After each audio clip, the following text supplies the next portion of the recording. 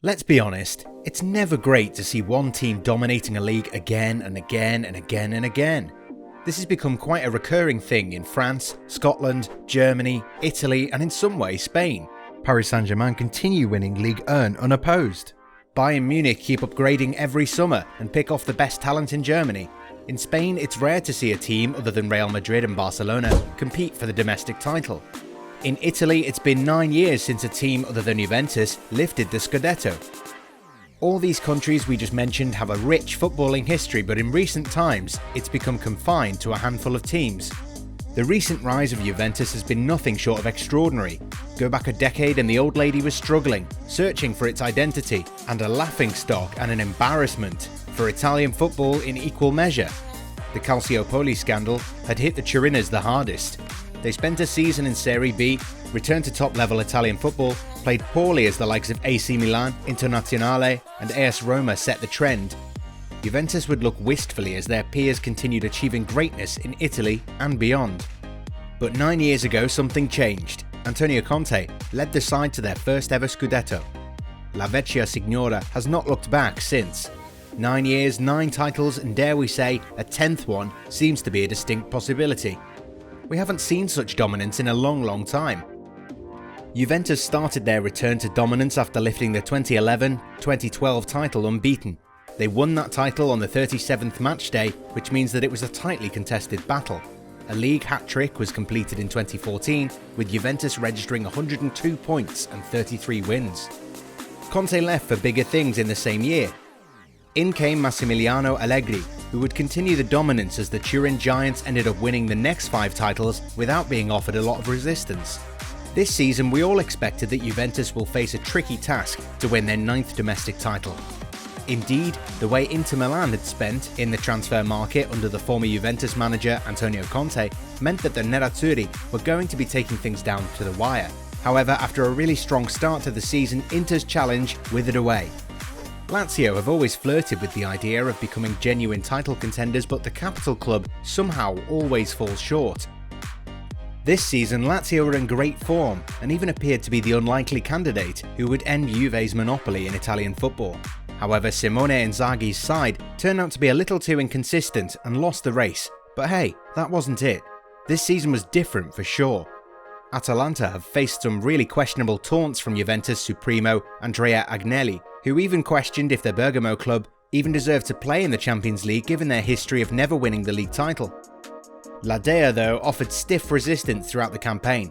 They might not be the most renowned club in Italy, but Gian Piero Gasperini's side have been a joy to watch.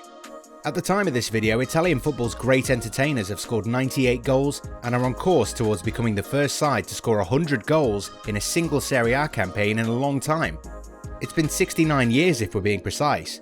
But still, that wasn't enough, as Juventus went on to wrap up yet another Scudetto. For almost a decade, Italian Serie A has become a contest of the best of the rest, thanks to Juventus' utter dominance. So, is Italian football that bad, or are Juventus just too good?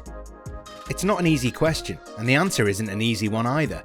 For a long time, Italian football has been searching for its identity, and not many teams at the moment are in a place where they can spend lavishly on talented players for exorbitant prices.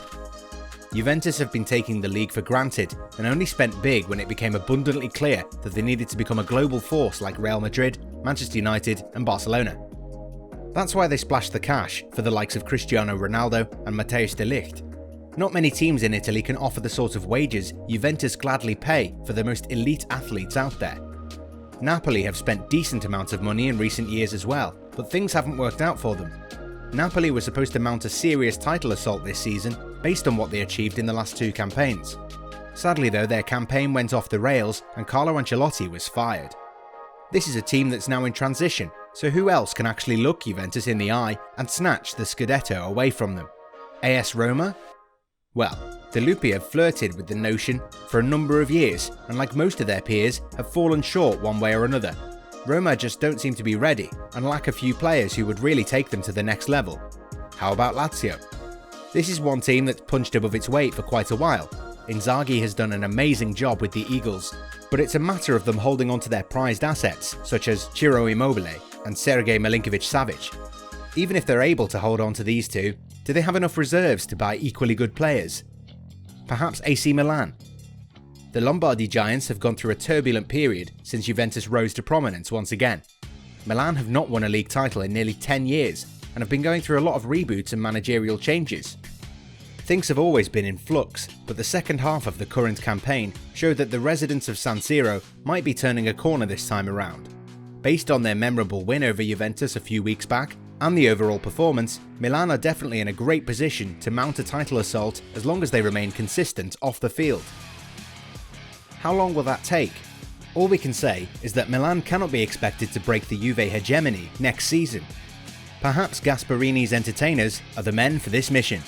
Indeed, the way Atalanta have played, we would absolutely love for them to be the team that ends Juventus' dominance. The Bergamo club has a stable of some really quality players such as Duvan Zapata, Luis Muriel, Mario Pasalic and Josip Ilicic. If they're able to hold on to their prized assets and Gasparini is given funds to add more depth to the squad, we're certain that Atalanta will be there and about when it comes to challenging Juventus next season.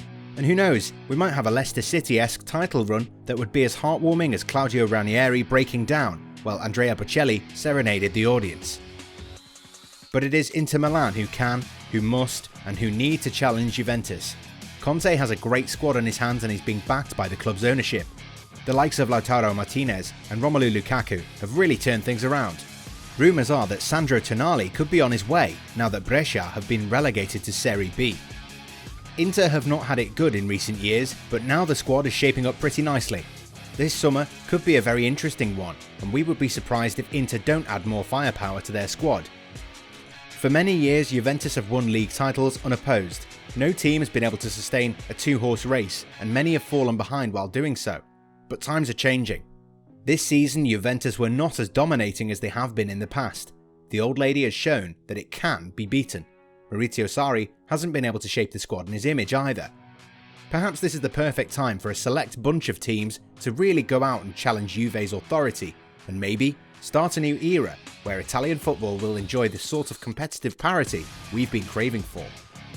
In the last 9 years, teams were not really ready to challenge Juventus, but now winds seem to be changing. Juventus are not the runaway league leaders they have been for the last 8 years, and that might prove to be the best thing that ever happened to Italian football in the long run.